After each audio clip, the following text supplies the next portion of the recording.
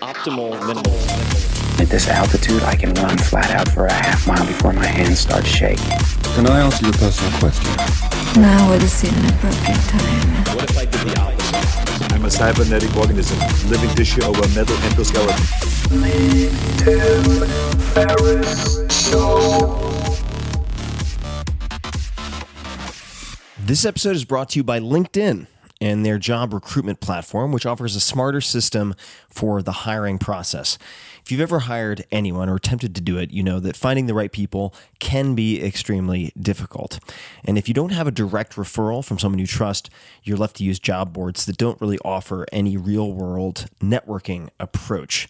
And what I mean by that is, in contrast, LinkedIn, which is the world's largest professional network, has a built-in ecosystem that allows you to not only search for employees, but also interact with them and their connections and their former employers or colleagues in a way that closely mimics real-life communication. More than 70% of the workforce in the U.S. uses LinkedIn, and more than 22 million professionals view and apply to LinkedIn every single week. Unlike generic job boards, LinkedIn considers skills, experience, and location to match you with candidates, making it easier to find quality candidates.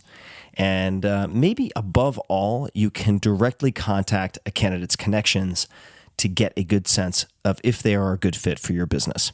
So visit linkedin.com/Tim and receive a $50 credit towards your first job post.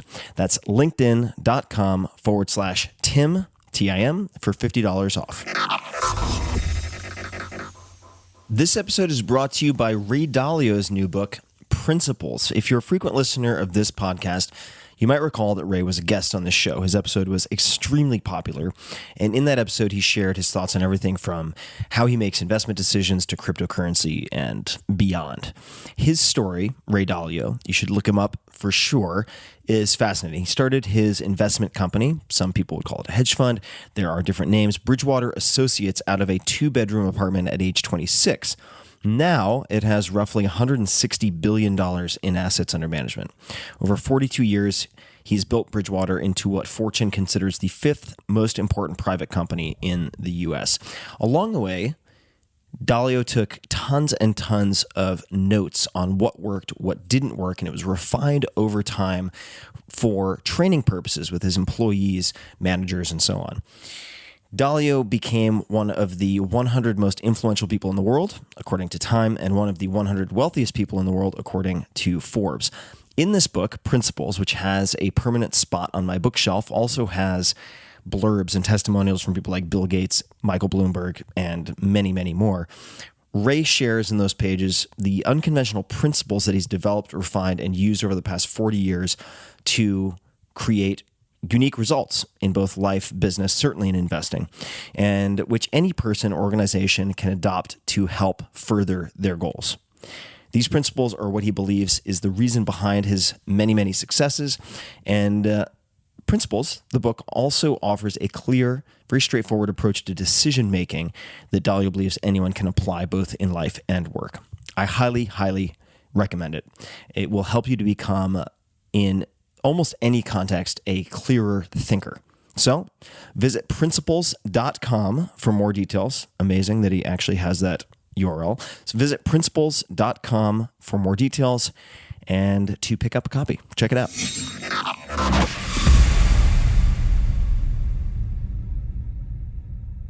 Hello, ladies and gentlemen. This is Tim Ferriss. Welcome to another episode of The Tim Ferriss Show. More specifically, another edition of the Tim Ferriss Radio Hour, where I go back through the 300-plus guests who have been on this show, think about the conversations, and look for patterns or themes that we can explore. And this episode will dig into travel, one of my favorite topics, and I will take partial credit or blame in advance, as it might make you want to quit your job and head off to the airport with a backpack. Coincidentally, exactly what I am doing tomorrow, and why I'm recording this intro way, way past midnight. Now, I've interviewed some fascinating people from around the world. It's kind of crazy to think that this is my job. How happy am I? How lucky am I? And in the next hour, we will actually travel around the world with them in a way because we recorded these episodes all over the planet. We'll also explore specific tips and strategies from our conversations related to how they think about travel, how they personally travel, the tools and gadgets they use, and the role that travel might play in your life. First, I talked to the one and only Rolf Potts, the author of Vagabonding, one of my favorite books of all time. Some of you may know, starting around 2004, I traveled the world for roughly 18 months after this complete implosion and deciding to either shut my business down or completely reinvent it and extricate myself. The lessons learned over those 18 months formed the basis for much of my first book, The 4-Hour Workweek. On that journey, which ranged from the back alleys of Berlin to lakes in Patagonia, I had next to nothing. One suitcase, one backpack, and only 2 books. One of those books was Walden by Henry David Thoreau, naturally, and the other was Vagabonding, subtitle An Uncommon Guide to the Art of Long-Term World Travel, written by Rolf Potts, which is about a lot more than just travel. People, they put off what they really want to do until they're too old to actually do it. Next, my friend Kevin Rose and I share our travel experiences while sitting on tatami mats in a traditional inn in the Japanese hillside, in Kanazawa specifically, and we cover everything from how to cope when not speaking the local language to how Kevin has to hide his tattoos, those tattoos, in certain countries, including Japan.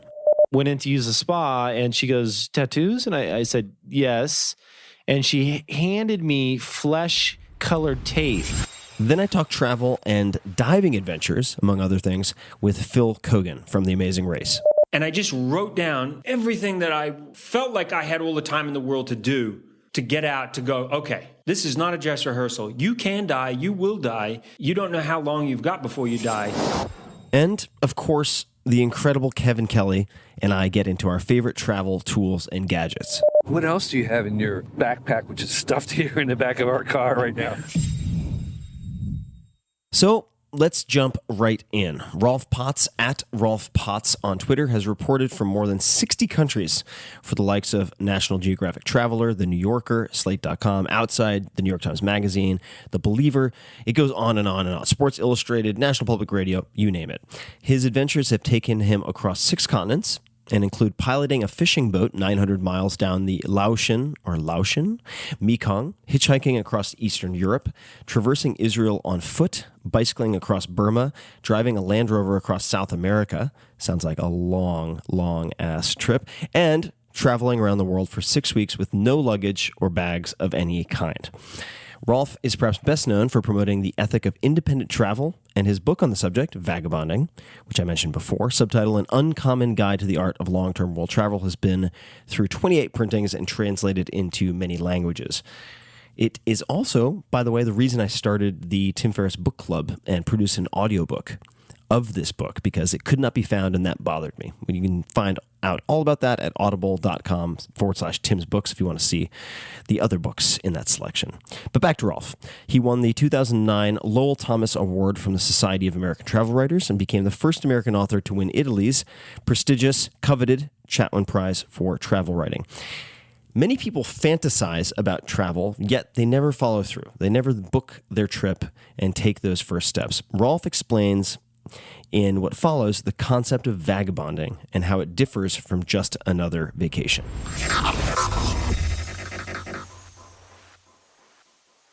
Well, I like that you bring up the idea of fantasizing about travel, because I think it's something that everybody does. And it's one of those top 3, if not top 2 or 1 things that people dream about that. And you see it in the movies all the time.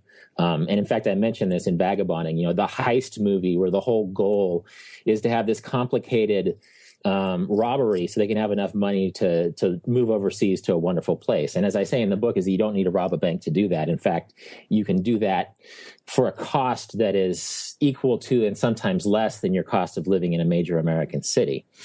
And so I think an important principle I bring up in Vagabonding is saying, don't put this off. If you're dreaming about travel, and most people do, and you know, if you don't dream about travel, that's fine. But I really address these travel dreams, which are so common, that don't wait until you're too old, because you know, retirement isn't necessarily the best time to do something like this. And in fact, Henry David Thoreau, I think Walden was the other book you took on your travels. That's right. Talks about how people, and I'm not quoting him directly, they put off what they really want to do until they're too old to actually do it. You know, that's a paraphrase. And so if you're 18, 28, 38, 48, whenever you're dreaming about travel, make your goals soon and don't put off those goals, because they're very attainable. And, I think there's a lot of fears that are tied in to confronting vagabonding, which you asked me for the definition.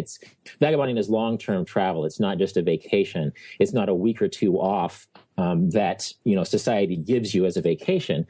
It's 6 months or 2 years or, 6 weeks that you make for yourself to travel in earnest, not as a consumer experience, not as a vacation, but as a more deeply meaningful life experience, and as a way to actualize your wealth of time. And I think this is an idea we'll come back to a lot, and it's something that you write about as well as me, is the idea of time wealth, the idea that your experiences are more valuable in life than the things that you accumulate, and the things that are always being touted as the most important things in life. So travel is a great way to cash in on your time wealth. And vagabonding, just by definition, is a more meaningful way of travel. It's a way of slowing down and really discovering parts of yourself instead of just buying a lot of experiences, which we've sort of been conditioned to do as American consumers. My first vagabonding trip was 20 years ago this year, oddly enough. And happy anniversary. Thank you. It was just this time that I was straggling back to Kansas after having this amazing 8-month trip around North America. And it was a trip that I thought would be my last. I thought I would get travel out of my system so I could become a responsible American workaholic and then maybe return to travel when I was old. But you mentioned the idea of fear, and the fears I had going out were, is this going to be expensive? Is this going to be dangerous? Am I going to come back and be compromised professionally? And all of those sort of turned into the opposite, that it was a lot safer than I expected. It was a lot cheaper than I expected.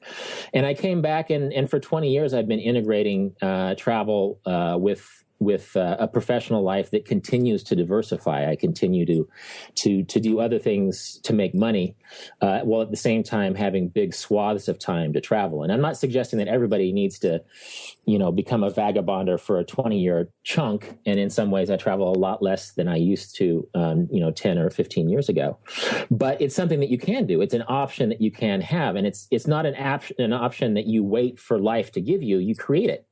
And so I'm a big believer in the active aspect of vagabonding, of saving your money. The lottery is another metaphor I use a lot in vagabonding, that people keep waiting for the lottery to reward them. But as we all know, the odds that you're going to win the lottery is pretty low. But we've already won the lottery. We're born with time wealth. And so it's just a matter of creating these travel experiences, or these time-rich experiences, through things like simplicity and just the decision to make these sort of things happen.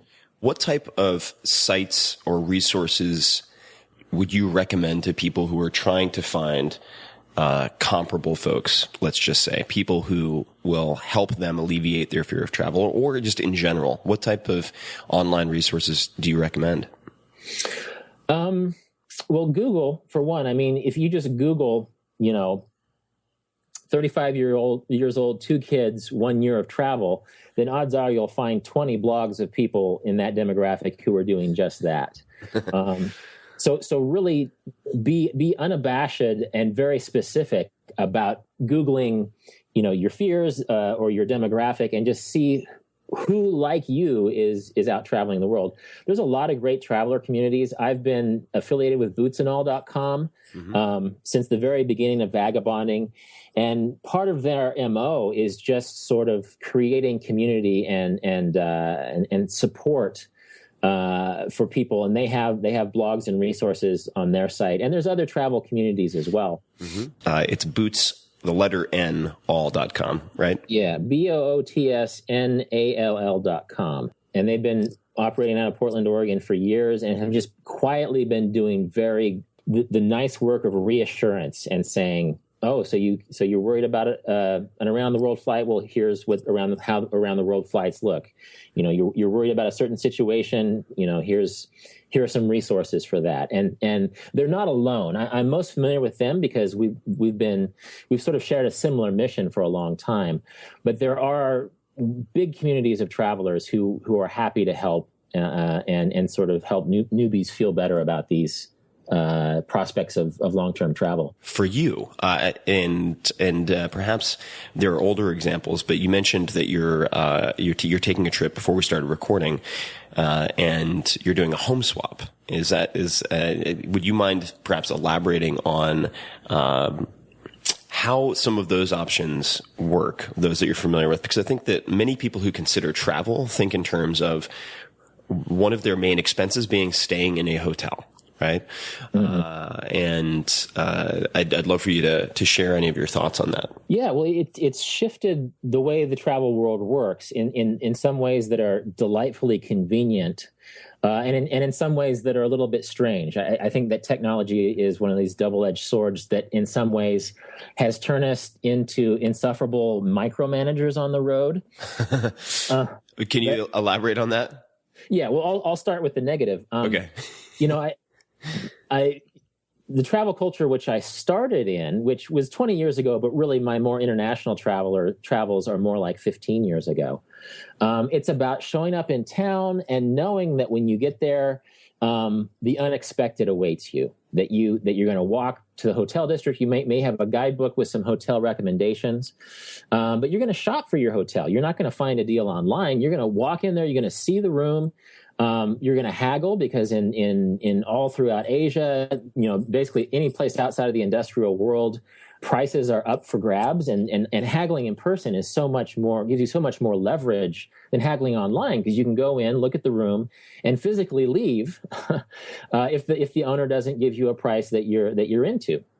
And so these days, it has become so convenient, not always a bad thing, but it has become so convenient that people just assume that the best deals to be had are the ones online. And then pretty soon you've locked in, you're traveling for 6 weeks, and you know where you're sleeping every night in advance. And it really compromises the flexibility of travel and the serendipity of being inspired by a place and thinking, I'm going to stay here for a few days. Or, wow, I just met this traveler who told me about this great place up in the mountains, and I'm not going to go to Varanasi. I'm going to go up into the Himalayas and spend my time there. This technologically enhanced micromanaging cuts into that serendipity in a certain way. And it also connects us to home. And again, it's a two-edged thing. Social media and the constant connectivity that comes with smartphones, for example, allows us to really find things that we couldn't find before, but it cuts into the idea of wandering around and finding things by surprise, finding things organically, and letting a destination reveal itself to us on its own terms instead of sort of finding that place as a consumer before we get there. And a lot of technologies have eliminated things like loneliness and boredom, which sounds good and is good to a certain extent, but loneliness and boredom can lead you to those moments that sort of force you into a new version of yourself. They force you to be more extroverted. Totally agreed. They force you to read the local newspaper instead of, looking through your Facebook feed, right? And so that is what we're up against with these technological advances. And I don't want to be the grumpy older traveler, because I remember being 20 and listening to these, baby boom era hippies sort of lecture me on how travel used to be, back at a time when telephone answering machines and credit cards were seen as this decadent form of technology. And so I know that there are younger travelers who don't know anything but the constant connectivity of travel. But unplugging is important, and we can talk more about that if you want. And we can also talk about the pluses, and I have many recent examples about how technology have helped. This recent home exchange is just a longtime friend who lives in Brooklyn. She's a writer, and she wants a quiet place. I have 30 acres in Kansas, and so I get an awesome pad in Brooklyn for a week, and she gets a quiet farm in Kansas for a time. I think in more expensive places like Europe, the hostel was your go-to. It was where, if you wanted to save money, you would go to the youth hostel. And it was a great place to meet people. You get a cheap bed. You would forego a few amenities, but you would hang out in the hostel. Well, I went to Amsterdam this summer. I teach a writing course in Paris every summer, and my sister and my nephew came and visited me, and we wanted to go see Amsterdam. And using Airbnb, I was able to get a full cottage, a 15-minute train ride outside of central Amsterdam for about half the price as a hostel for 3 people in the center of Amsterdam. So instead of staying at a somewhat grungy hostel in the red light district, we were staying in this little town filled with windmills, and we had our own house to ourselves, and we could just walk down the street and get groceries. And so that was an Airbnb hookup. Couchsurfing has similar benefits. It just allows you to break out of not only that old hotel set of assumptions, but also out of the hostel set of assumptions. The idea that the cheapest option in any place is going to be a hostel, especially traveling in groups. For the 3 of us, if I'd been alone, maybe the cottage wouldn't have been as cheap as the hostel. But with 3 of us, where you're getting hostel 1 bed at a time, we just got the perfect place to stay through Airbnb. And so those services, and even social media, even going on Facebook or Twitter, and I'm not a big believer of tweeting while you travel. I think that really puts you into this home mindset, and it pulls you out of the place where you are. And the point of travel is experiencing what's before your eyes and not what's coming across your social media feed. But before one's travels, I'm a big fan of throwing out a tweet or a Facebook post that says, "Hey, look, I'm going to be in this place. What are some suggestions?" Mm-hmm. And that is something that didn't exist 10 years ago, and is not tied to a business or social networking thing like Airbnb or in Couchsurfing. But it could just be that your buddy from high school has a friend who's in the military in Germany, and they have an ex-girlfriend who lives in Stockholm, and suddenly you have a place to stay through very random circumstances. And so that kind of, it's the old model of sitting in the hostel or sitting in a guest house or a bar in an exotic part of the world, talking to the 6 travelers who are there with you and them giving you advice on points further down the road. That principle has been taken to social media, and through networking, that's another way that technology has allowed that old hostel room. It's actually killed the literal hostel room, where people are now staring at their phones in the hostel room. But it has expanded the virtual hostel room, where instead of talking to the 6 travelers you're with physically, you can be talking to 600 travelers through your networks who might have some good advice for you. This next segment was recorded in rural Japan late one evening with my friend Kevin Rose, at Kevin Rose on Twitter, affectionately known as Kev by those in the know, serial entrepreneur, world-class investor, an all-around wild and crazy guy. We've been through a lot together. And here we discuss Japan, how to do it cheaply, and many other things. And the tips in this next segment apply to just about anywhere, not just the land of the rising sun.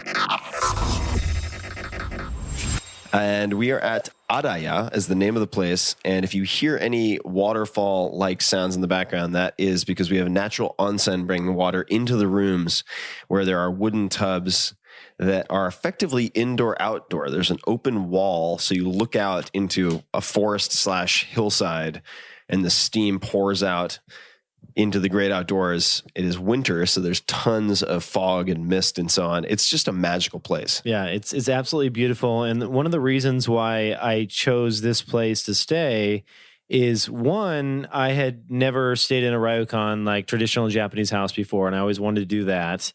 And number 2, when you're talking about an onsen, like a natural spring, it's very difficult because in Japan, if you have any tattoos whatsoever, you are forbidden from doing the onsen. Like, you can't go in public baths because they say that you're a yakuza. Yeah, it's associated with organized crime. So if you have tattoos, as Kevin does, yes, My Little Pony on both deltoids. They're beautiful. I got the long-haired with the tassels. It's quite a breathtaking thing. It is breathtaking. And you are not allowed to go to public baths, or most of them. Also true in, say, hotels where they have beachfront You're not allowed to go on the beach if you have exposed tattoos. And also hotels when you're going to just use their kind of spa. Because I went in there one time. I was staying at, I think it was a Peninsula, and went in to use a spa. And she goes, tattoos? And I said, yes. And she handed me flesh-colored tape. like a little square of tape, and I have a few, and so I was like, I'm gonna need the whole roll, and it ended up not being. It didn't actually happen. I didn't go in, so I would have been kicked out.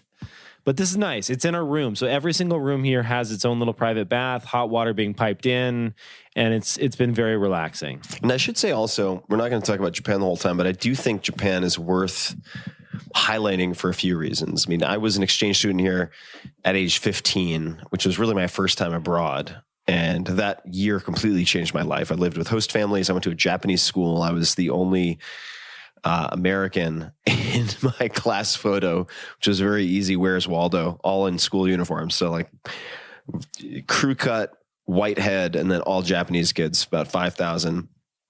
And it has proven to be such a subtle and nuanced culture. Simultaneously, you can come here as someone who doesn't speak Japanese, get completely lost, be completely bewildered. The English level is generally pretty low here. So it can be a totally alien environment where you can't read any signs, and it's not dangerous. Right. And the people will go above and beyond to try and kind of decipher what you're saying with your hands. Well, not only that, so why don't you tell the story of Tony and the earphones? Well, what are earphones? The earphones that he dropped on the side. Oh, yeah. So 2 days ago, well, there was two stories. Okay, so this is classic Tokyo for you, and it's part of the reason why I love Japan so much. Is like the people here are just so friendly and really concerned with your well-being. So Tony, one of the members that was traveling with us, he dropped his headphones, and just, we're talking standard kind of Apple headphones, white cord, whatever. And we walked into a coffee shop. And now, just for context, this is on one of the busiest streets in a shopping district in Tokyo. Yeah, so there's people just, Fifth Avenue in New York City. Yeah, just like all over the place, just, probably stepping on the headphones and whatnot. Somebody on the second floor of a building across the street was looking out the window, saw that these small white headphones fell out of his pocket, ran down the stairs, grabbed the headphones, figured out which coffee bar we had gone into, and then proceeded to enter in and hand back the headphones, which was just nuts. And then on top of that, the exact same coffee bar, I had gotten out of a taxi, left my cell phone in the taxi. And, of course, when you're in the States, you're like, shit, like my cell phone's gone. I'm never going to see it again. And, so I used Find My Phone, the Apple built-in feature, so you can see where your phone is. I used it off of my wife's cell phone. And, it's 20, 25 minutes away from where we're at in a taxi. And I'm like, damn it. Like, how am I ever going to get this back? And I pressed the button which sends a signal to the cell phone. So it sends out an audible alert to the, so whoever is nearby can hear that.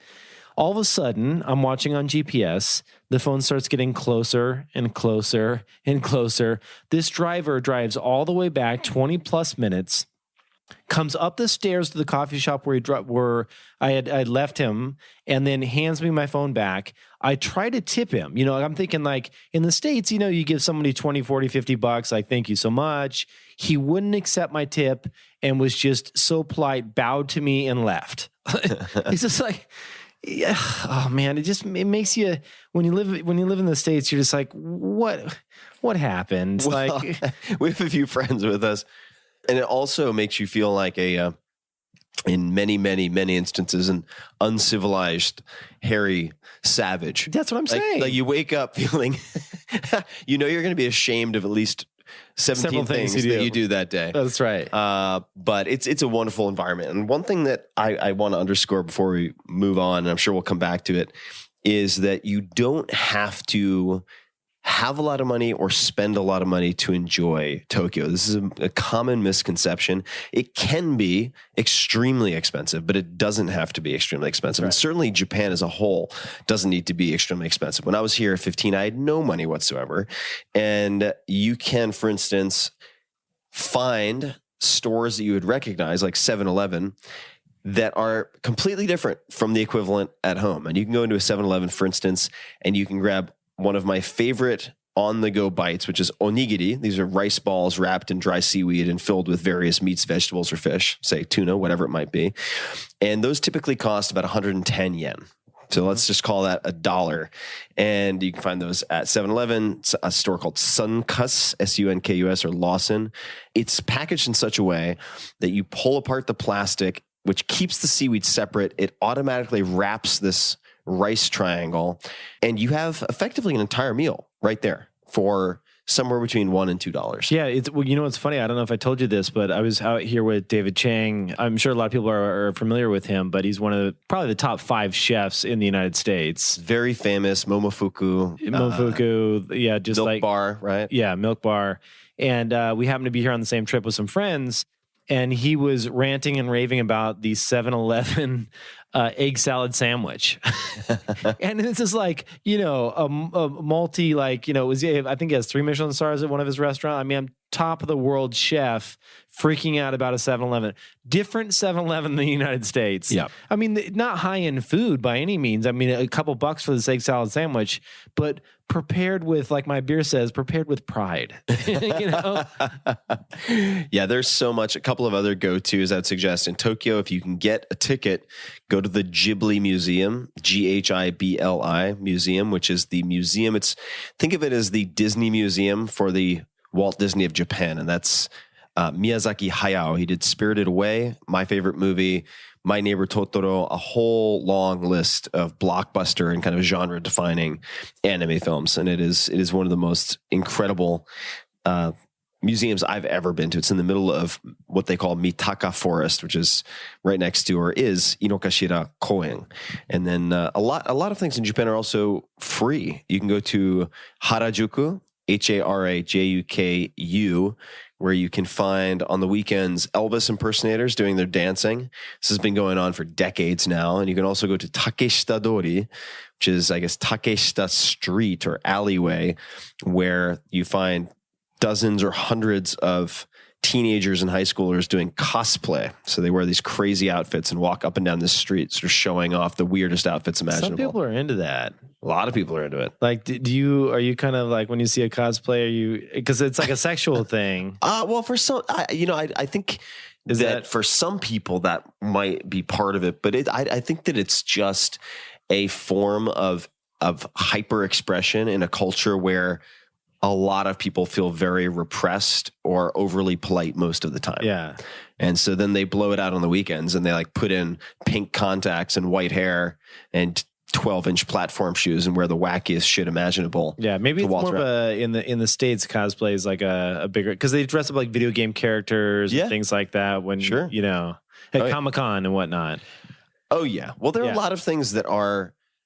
That's not really Japanese cosplay, though. There are a lot of things that are regular in other countries that end up being adopted by weird niche groups in the U.S. and take on, in some cases, like creepier, weirder elements, right? Like tango in Argentina, normal. Tango in some places in the United States, super weird. Yeah. And I'm just saying that as someone who loves tango and dances in many places, but primarily in Argentina way back in the day.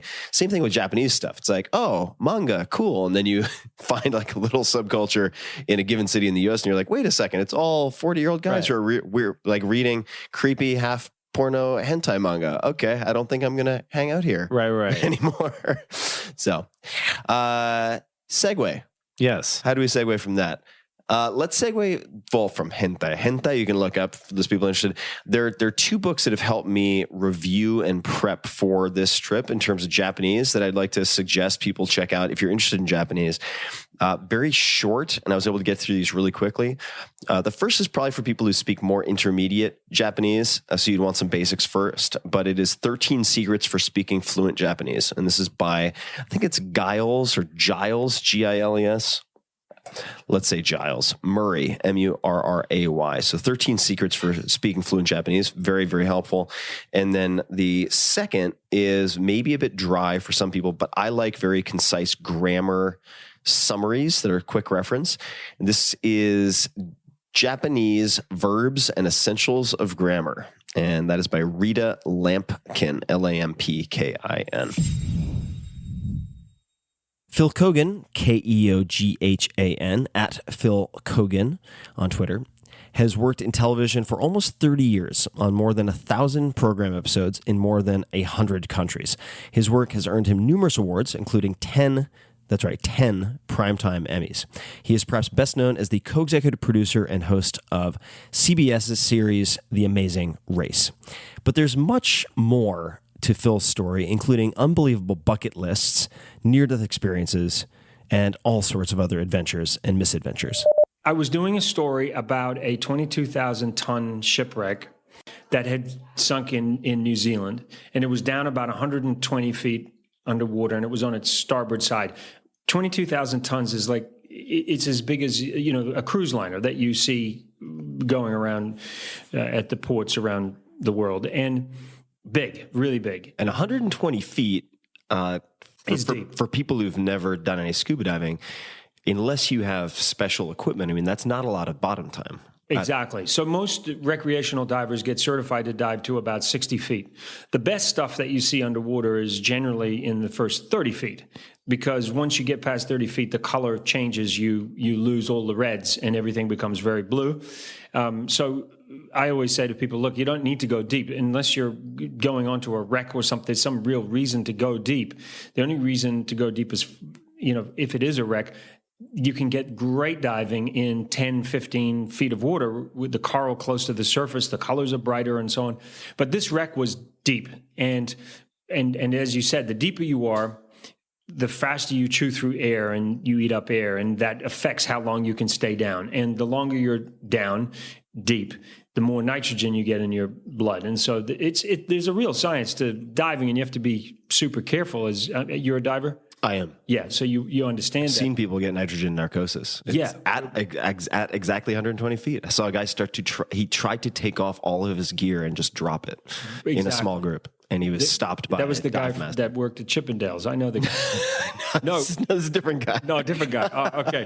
No, but people, I've seen the same thing. They take the regulator out and they start having conversations with fish. Yeah. It's not a good idea. No. It's getting narked. Yeah. So that's all the more reason to get properly certified. So I was with some very experienced divers and way more experienced than me, and they were doing the salvage, and we were going to be the first people to shoot on the ship, get to go inside the ship and explore it. And the cameraman that I was with was also very experienced, but because there's so much silt inside the boat, and there was a current as well rolling through the boat. We in those days we were shooting on film. It's not like today where you could go down with a great GoPro and some lights, and you could film for a couple of hours. We had a 2.5 minute roll of film in a 100-foot daylight spool roll that was in a little housing inside the cave. So literally, that's the only amount of footage we had to shoot on film. And that's how long I go back. So the plan was that we would go into the ballroom of the ship, and big ballroom, and then the crew would come in from another door, and we would meet in the middle so that we didn't stir up all the silt going into the same entrances. And we'd swim towards each other. They'd get us coming towards them. And so we go down, and what I know now is if you go into a wreck, you tie a line on the outside of the wreck so that you have something to follow out if something goes wrong. These guys were so familiar with the wreck and so experienced and knew the place so well, they didn't tie a line on. And I just sort of followed them in, not knowing that that was sort of what you should do. And, the other rule with diving is you never leave your dive buddy. So I'm following this guy, and I was too scared to tell him, because I was trying to be a man, that I'm really claustrophobic. So I go in this little doorway, and it would have been like, let's imagine a small window, like 2 by 3. We go through this little porthole, and then we start weaving our way through the ship. And as we're going deeper and deeper and deeper into the shipwreck, I'm completely disoriented. I have no idea where I am. My hand sweats just listening to the description. Oh yeah, and I started to breathe. But every time I sort of like was at the point of tapping him to go, I got to get out of here. I feel panicky. He just kept disappearing deeper and deeper and deeper in another corner. And I thought, and he was moving quickly because he's used to being in this wreck. They're doing the salvage on this thing. So finally, we come into an opening, and then he shines the light around, and there's this huge ballroom. Now, the ship is on its starboard side, on its right side. So all the tables on a ship are all bolted to the floor. So imagine the tables on a right angle to us. And then he gestures to me to hold on to the table. And then he told me on the surface that we were going to switch out the lights to save battery power because it's cold. And now we don't have a lot of, we've got 7 mil wetsuits on. It's pretty cold. And you can feel kind of the current pushing through the ship. And that's why we're holding onto the table so we didn't drift through the room. And now we're looking ahead, and he sort of points at me and looks ahead and says, that's where the crew's going to come out. And I knew that that's where they're going to come out. So I was like, okay. So we're waiting with the lights off in the dark, and I'm processing all of this and starting to try to slow my breathing down and like, stay calm. It's okay. You're with an expert. Everything is good. And after what seemed like minutes, I wanted to turn my light on, but I also didn't want to do it because I thought he'll think I'm a wimp. Like, why am I turning I just wanted to turn my light on to see where I was, like to have some sense of where I was. He flicks his light on, like in Halloween when you take your light and you put it at the chin and you make yourself look scary. Right. That's all I remember. The light went on. He's pointing from his chin looking up. He looks scary. Then he gestures me with his hand, puts it out in front of me like, wait. Then he points at my hands on the table like, and gestures for me to hold on to the table. And then, boom, he just disappears around a corner. And I don't have my light on. He's got his light on, and the light disappears, and he's gone. Well, in that moment, I'm like, why is he leaving? Why did he just leave? So in my haste to find my light, I start flailing around, let go of the table, and I feel myself drifting away from where the table is and drifting into the ballroom. And I just went into a mad panic, and I couldn't find my light. By the time I found my light, I'd silted up all the water around me. I couldn't see anything. And now I don't know where the table was that I was meant to hold on to. And I'm looking ahead. I can't see any lights. I can't see him. And I started to breathe really, really fast. And now you're a diver. You understand this. But when you dive, and for anybody who's never had a regulator in their mouth, if you breathe too quickly, there's a little diaphragm that allows for exhalation and inhalation in the regulator that you put in your mouth to suck in air.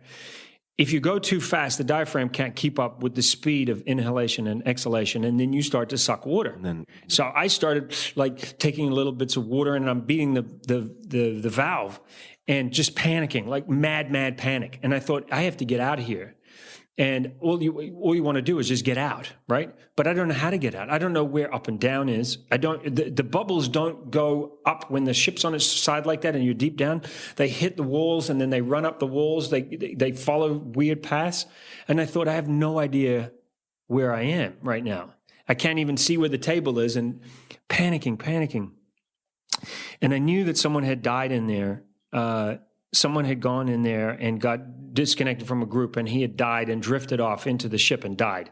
I also knew that one of the engineers never made it out when the ship sank in the first place. And just to set the stage also for people listening, I remember when I did a dive at the Blue Hole in Belize, which is about 120 feet. Yeah. This is when this guy got narked. It takes so long to get down because you're equalizing. Yeah. By the time you get down, at least we were told at the time with the gear we had, you have 8 minutes. Yeah. So all of this is happening. Yeah, very quickly. Very quickly. Very quickly. And we weren't on nitrox. Nitrox, as you know, is a mixed gas that you can get where it has more oxygen and less nitrogen, so it increases your bottom time. So this is pre-nitrox days. And so, yes, you're absolutely right. We had a very limited window, which is why he must have gone off to find the crew, because he realized we were eating up a lot of time. And where were they? Where were the crew?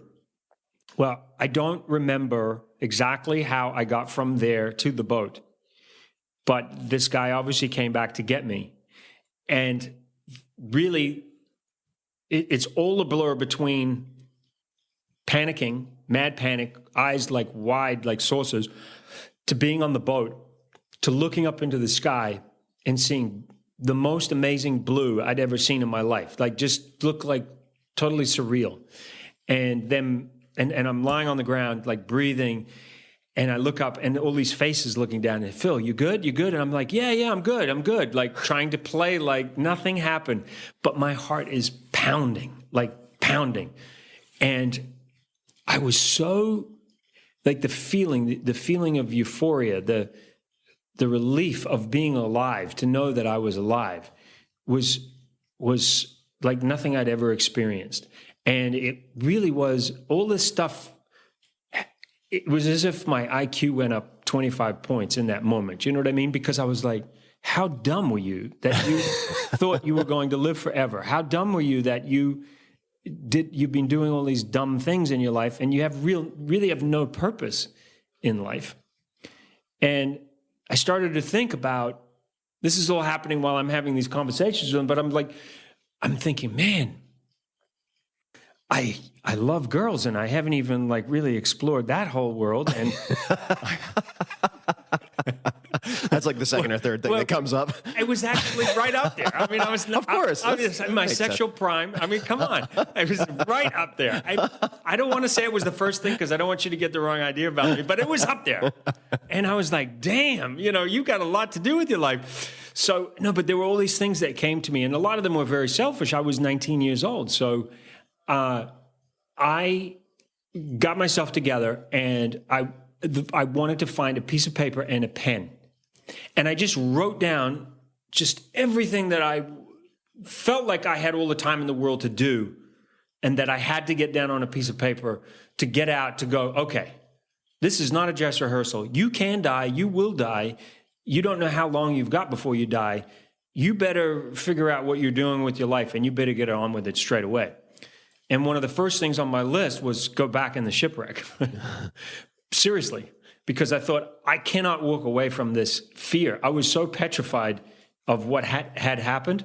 And I decided I would explain to the diver, that I found it challenging. He knew that.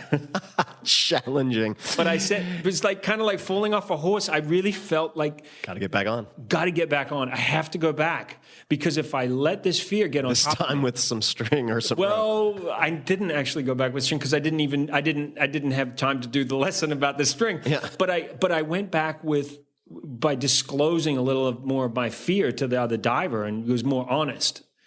And then when he knew that, and we had to get this thing shot, he was obviously more aware of, he thought I was because I was so gung-ho, like he didn't have any indication that there was any fear in me at all. Right.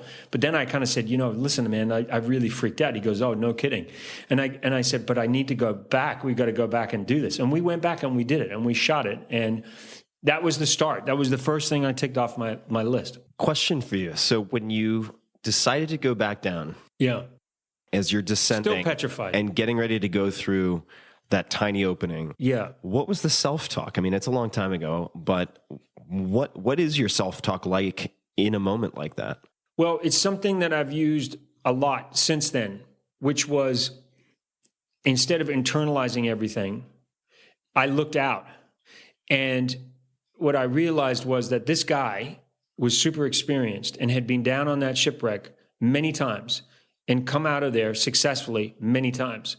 And if I followed his procedure, and if I observed him being an expert doing something and looked out at that, rather than turning it back into my own head about what I didn't know and what I couldn't do, that I was in good hands.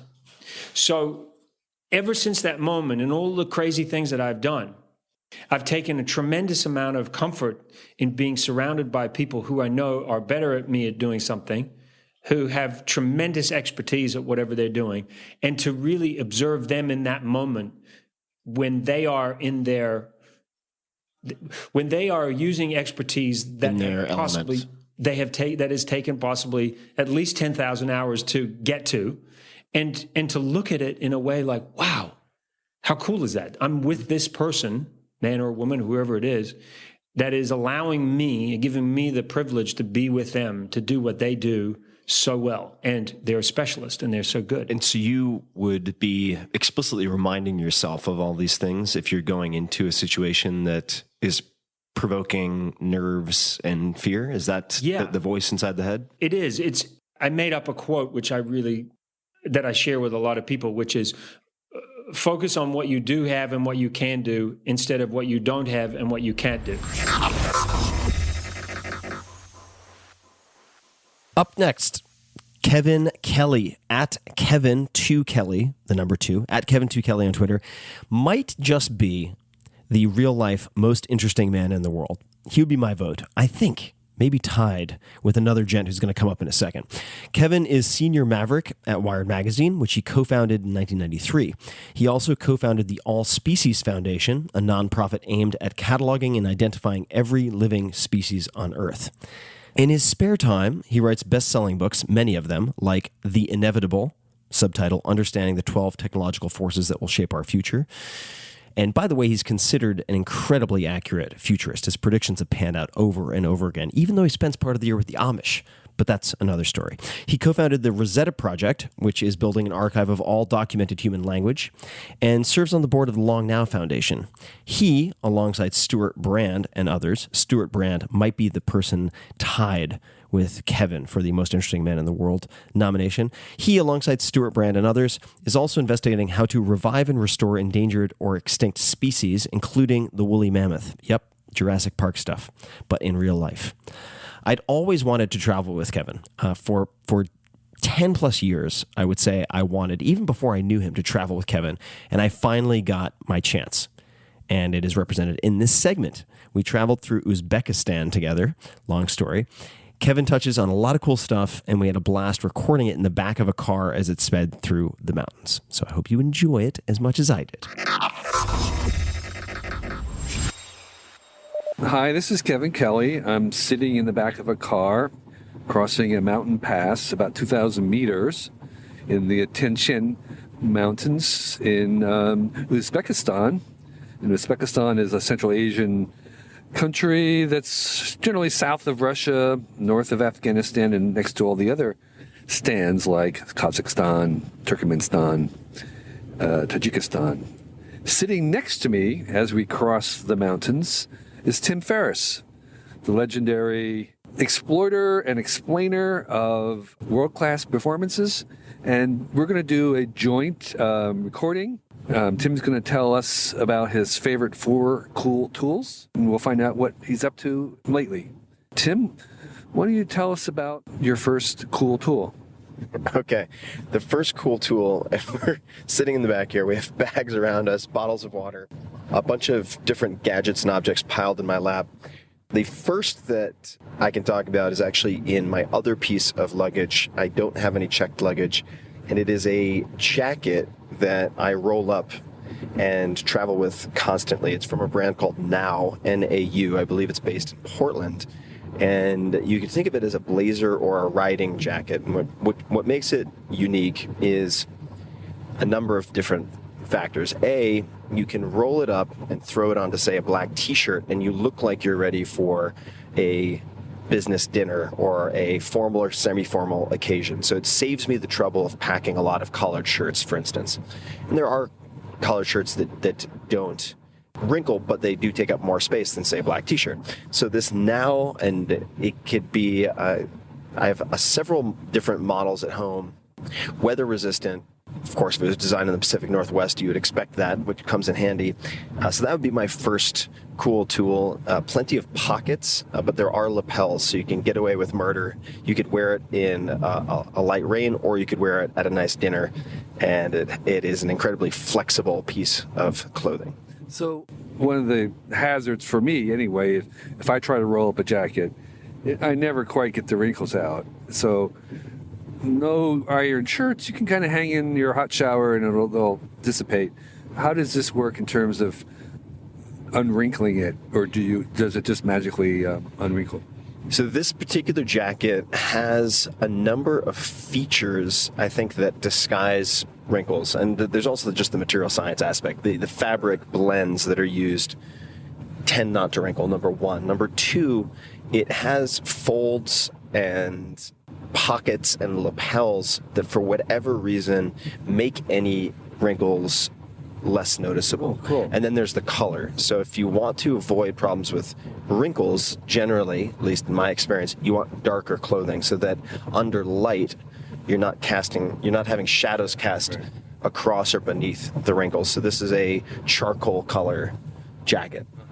It's kind of like your typical suit jacket length, or is it more like a outdoor jacket at the waist? I would say typical dinner jacket length. Okay. So it's not getting cut off, doesn't show off any midriff. For those of you who are looking for that, you're out of luck.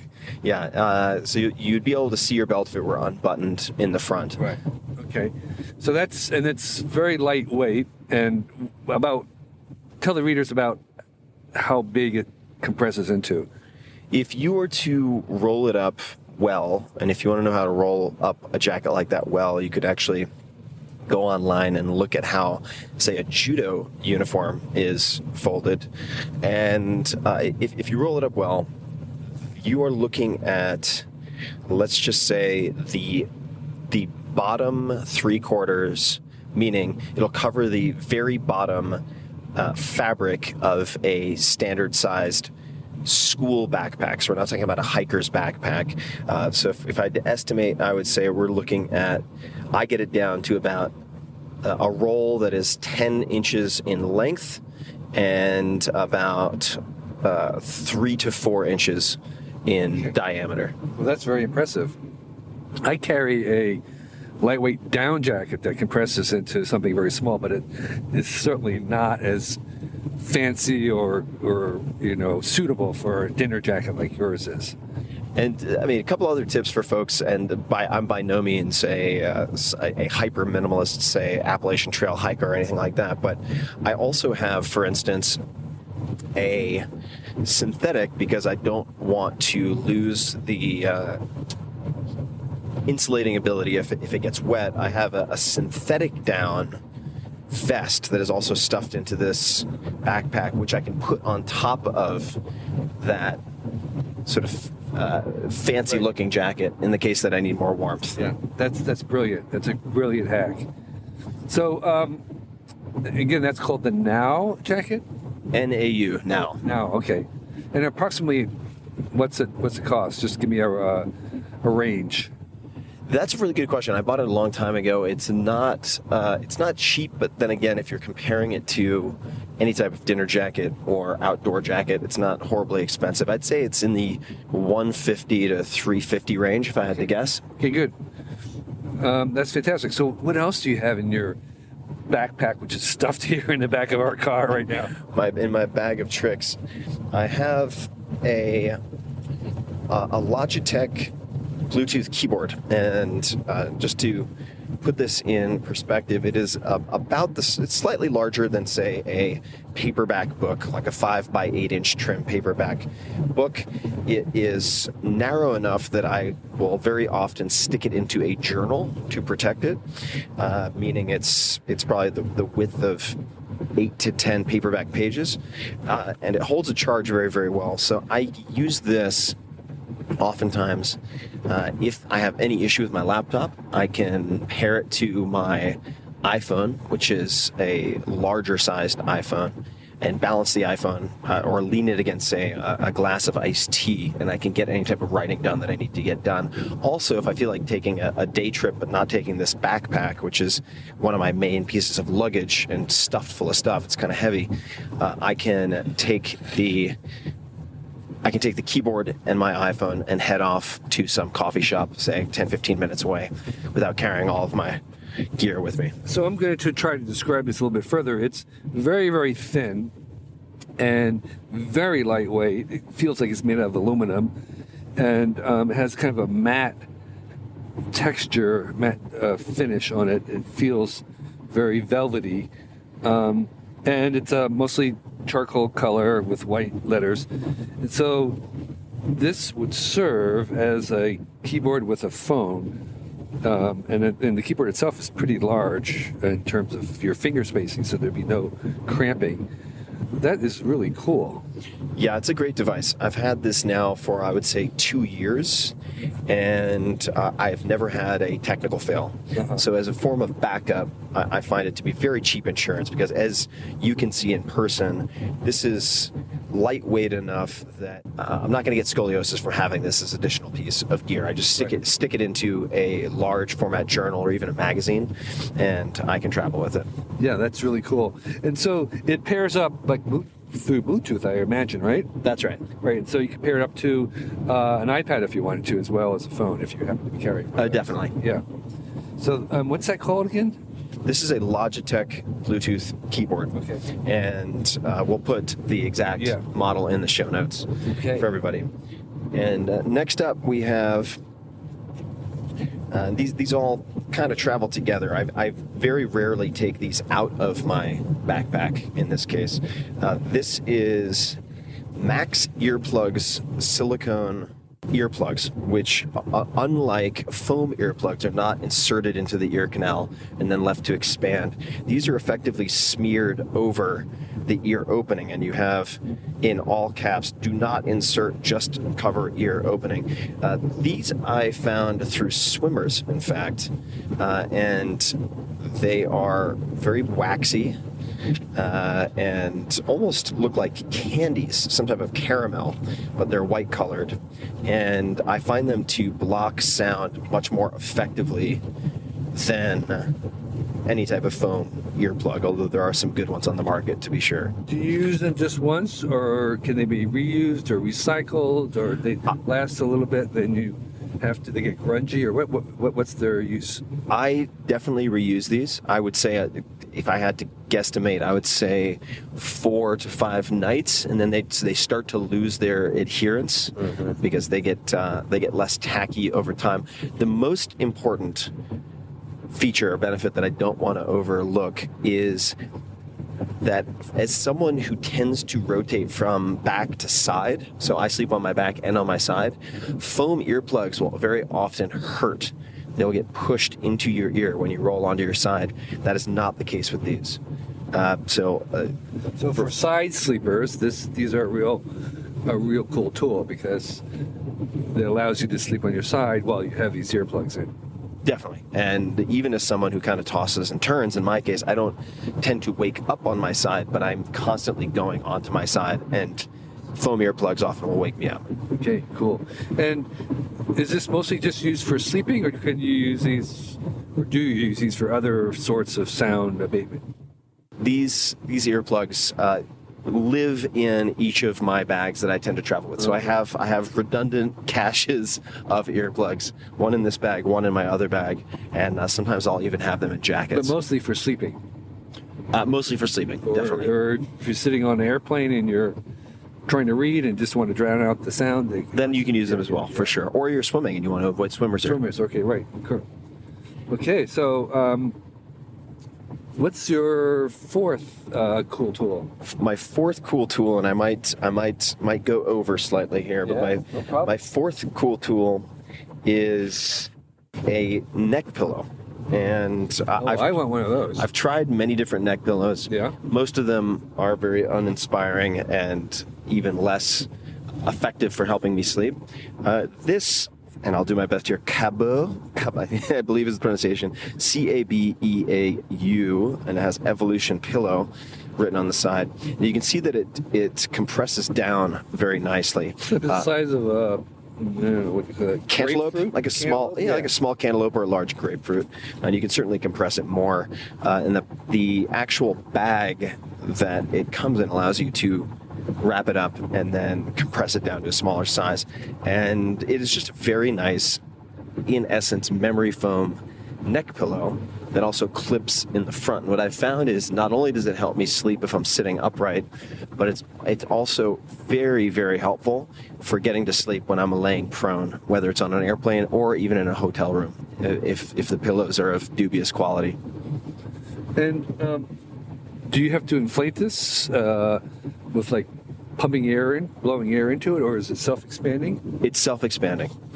So you could think of it almost like a sponge-like material that you can compress down, and then when you release it, it inflates, or I should say rather expands automatically. And is it one of those horseshoe shape items, or is it just a little kind of wedge that sits behind your neck? It is a horseshoe shaped. If you imagine a horseshoe being hung around the back of your neck, that is the shape. It can clip in the front, and the design is such that there's a ridge that supports basically the occipital area at the base of the skull. So it's very ergonomic in that sense. It is. It's the most comfortable neck pillow that I have found, and so I am. It's pretty light. It's a little bulky, but it's pretty light. Yeah, it's light, and as far as neck pillows go, not very bulky at all. Yeah. But if you're gonna have a neck pillow, generally speaking, in my experience at least, it's going to be inflatable and quite uncomfortable. Or you're going to end up with this type of compromise, and this is the best I've found. Right. So it does. I mean, it could pretty easily disappear into a day pack.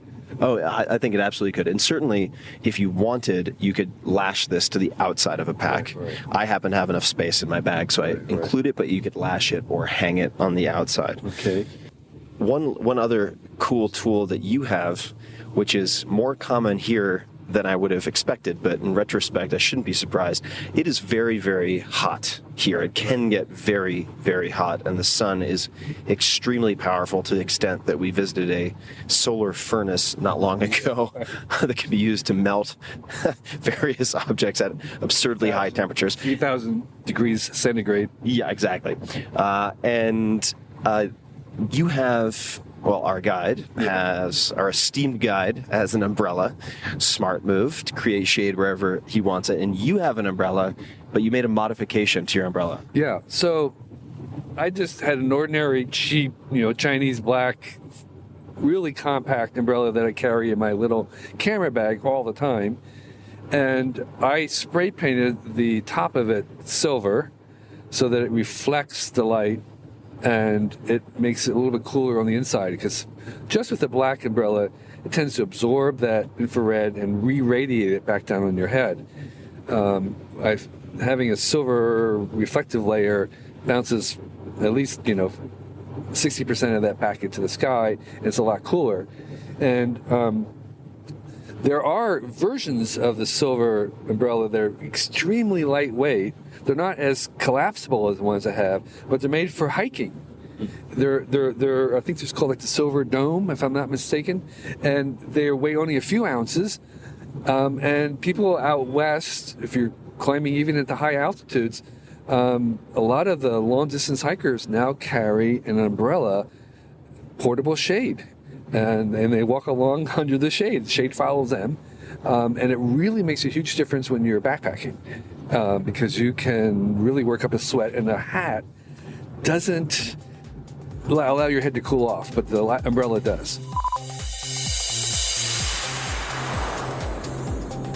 Well, there you have it, folks. The Tim Ferriss Radio Hour with just a handful of the guests and experts I've spoken with across more than 300 podcast episodes.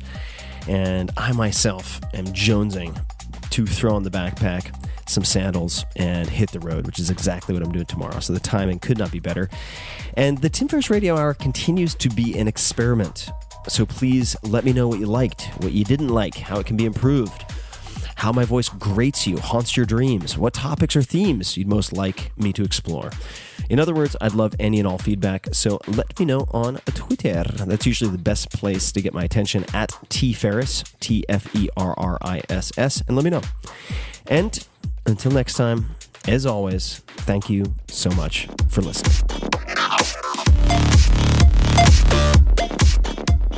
Hey guys, this is Tim again. Just a few more things before you take off. Number one, this is 5 Bullet Friday. Do you want to get a short email from me? Would you enjoy getting a short email from me every Friday that provides a little morsel of fun before the weekend? And 5 Bullet Friday is a very short email where I share the coolest things I've found or that I've been pondering over the week. That could include favorite new albums that I've discovered. It could include gizmos and gadgets and all sorts of weird shit that I've somehow dug up. in the world of the esoteric as I do. It could include favorite articles that I've read and that I've shared with my close friends, for instance. And it's very short. It's just a little tiny bite of goodness before you head off for the weekend. So if you want to receive that, check it out. Just go to 4hourworkweek.com. That's 4hourworkweek.com, all spelled out, and just drop in your email and you will get the very next one. And if you sign up, I hope you enjoy it. This episode is brought to you by Ray Dalio's new book, Principles. If you're a frequent listener of this podcast, you might recall that Ray was a guest on this show. His episode was extremely popular, and in that episode, he shared his thoughts on everything from how he makes investment decisions to cryptocurrency and beyond. His story, Ray Dalio, you should look him up for sure, is fascinating. He started his investment company. Some people would call it a hedge fund. There are different names. Bridgewater Associates, out of a 2-bedroom apartment at age 26. Now it has roughly $160 billion in assets under management. Over 42 years, he's built Bridgewater into what Fortune considers the 5th most important private company in the U.S. Along the way, Dalio took tons and tons of notes on what worked, what didn't work, and it was refined over time for training purposes with his employees, managers, and so on. Dalio became one of the 100 most influential people in the world, according to Time, and one of the 100 wealthiest people in the world, according to Forbes. In this book, Principles, which has a permanent spot on my bookshelf, also has blurbs and testimonials from people like Bill Gates, Michael Bloomberg, and many, many more. Ray shares in those pages the unconventional principles that he's developed, refined, and used over the past 40 years to create unique results in both life, business, certainly in investing, and which any person or organization can adopt to help further their goals. These principles are what he believes is the reason behind his many, many successes. And Principles, the book, also offers a clear, very straightforward approach to decision-making that Dalio believes anyone can apply both in life and work. I highly, highly recommend it. It will help you to become, in almost any context, a clearer thinker. So visit principles.com for more details. Amazing that he actually has that URL. So visit principles.com for more details and to pick up a copy. Check it out. This episode is brought to you by LinkedIn and their job recruitment platform, which offers a smarter system for the hiring process. If you've ever hired anyone or attempted to do it, you know that finding the right people can be extremely difficult. And if you don't have a direct referral from someone you trust, you're left to use job boards that don't really offer any real-world networking approach. And what I mean by that is, in contrast, LinkedIn, which is the world's largest professional network, has a built-in ecosystem that allows you to not only search for employees, but also interact with them and their connections and their former employers or colleagues in a way that closely mimics real-life communication. More than 70% of the workforce in the U.S. uses LinkedIn, and more than 22 million professionals view and apply to LinkedIn every single week. Unlike generic job boards, LinkedIn considers skills, experience, and location to match you with candidates, making it easier to find quality candidates. And maybe above all, you can directly contact a candidate's connections to get a good sense of if they are a good fit for your business. So visit linkedin.com/Tim and receive a $50 credit towards your first job post. That's linkedin.com/Tim, Tim, for $50 off.